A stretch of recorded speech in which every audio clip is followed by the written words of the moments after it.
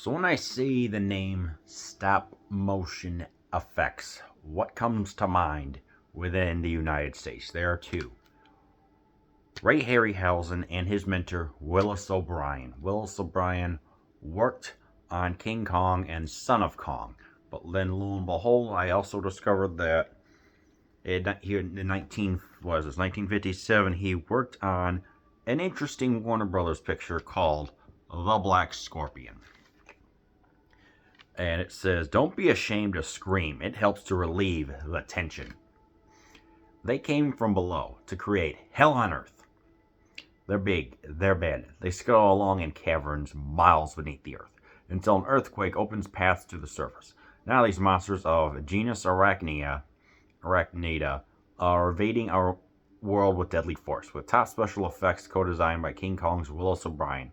The Black Scorpion is a horror with more sting than lethal than king-size ants that overrun Los Angeles' sewers in the classic Them.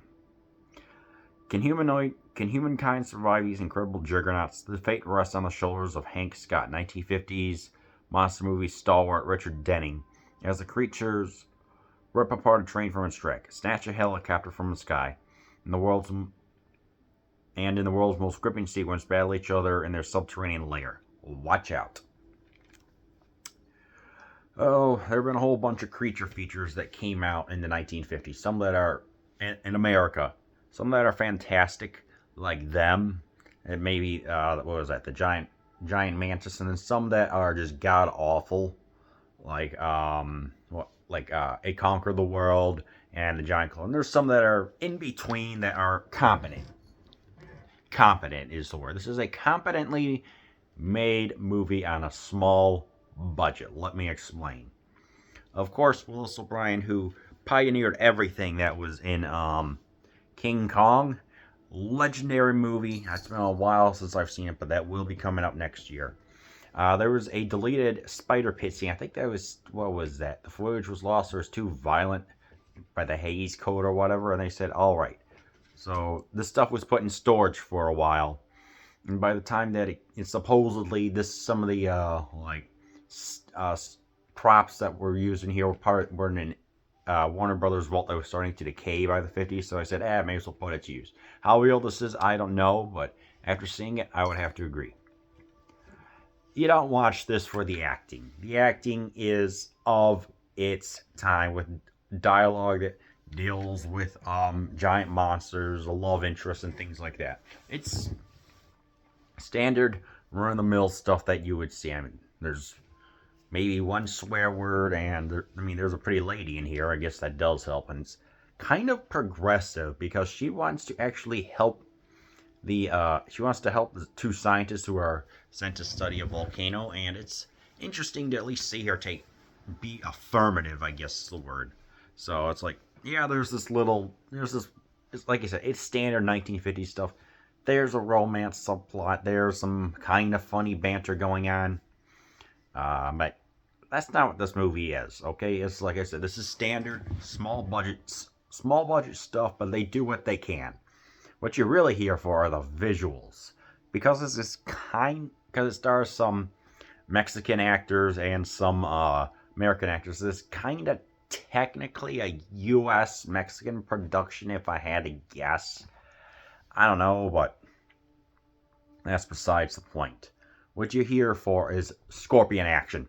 You are here to see this creature that can easily topple like a train, a helicopter, etc. And, oh boy, you get some good stuff in here. I mean, yes. You get where the two geologists or lithographers are descend into a cave where all these scorpions are. I mean, these sets are magnificent and beautiful for black and white. I mean, you get to see the scorpion and a giant, what was that, worm or centipede or something like that. Just duke it out, and just the fact that they take pictures of this, they stop the motion, take a picture, move it a little bit, capture an image, and then just repeat it is just like, dang. I mean, Willis O'Brien, I think when did he die? Like early 60s or something like that. Is like he really did bring some dang good effects into here. there is some tension as the crew is lowering. They have a 1950s camera capture an image of a giant scorpion, but then when you go down and you go out of this giant scorpion, you see them all just fighting each other. It's like it's kind of intense, I have to admit.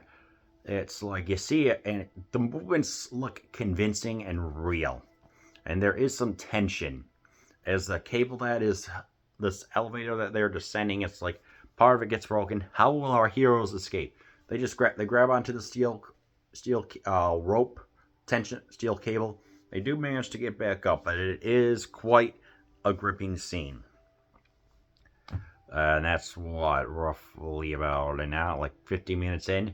Definitely when there's some standard talk about, okay, how are we going to defeat this monster? What are we going to do?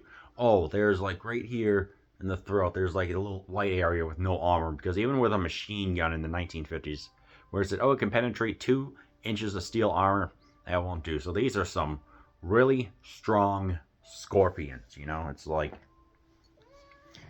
you just gotta respect that. There's talking up, meeting up with the government officials and everything else, and it's just like, whatever. It's like, of course, the last scene where the granddaddy scorpion is battling with the tanks and helicopters and everything, and it is a sight to behold. Machine guns being blasted and artillery shells, and just, jeez, oh Pete, it's like, hot dang. The action here for 57, something like that. Yeah, black and white, 88 minutes. Then it's like, jeez. So yeah, if there was stuff that would maybe detract some people from watching it, whenever the scorpions are on screen, there's like a lot of screaming and just this loud noise. This is like, I've actually got a little bit of tinnitus, so this was a little bit overwhelming. It was not cool to see this every time. Just a lot of screams and constant like F-sharp music or whatever. I just did not like that. The human drama, it's like I said, it's standard stuff. It's not King Lear or whatever. It's your standard run-of-the-mill, competent, standard, very fine actors.